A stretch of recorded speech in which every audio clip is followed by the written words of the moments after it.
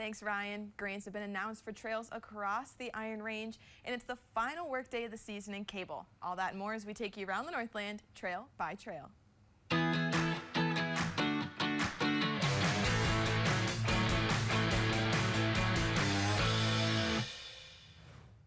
We start all across the Iron Range where the IRRB approved over $1 million in trail grant money this week. The City of Chisholm received half of that money to create a master plan for the future expansion of Red Head Mountain Bike Park and the Chisholm Connectivity Plan.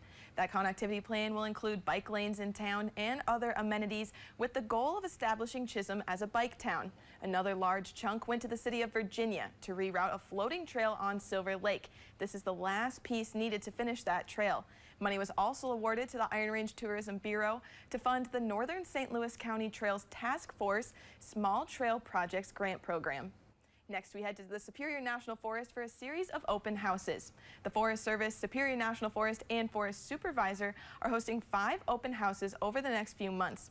All are invited to attend, from businesses, partners, local tribes, or just interested community members. Attendees will get to meet staff, learn about careers, and engage with managers to learn about future projects.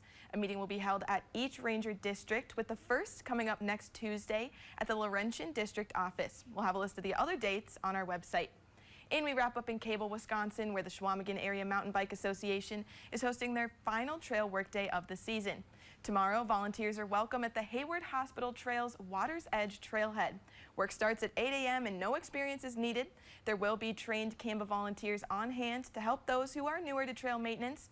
Additionally, the organization is looking for feedback on trail planning for next year. We'll have a link to that plan on our website. And if you or someone you know is part of a local trail club or alliance, send us a report to trailbytrail@northernnewsnow.com and it might be featured as we take you around the Northland, trail by trail.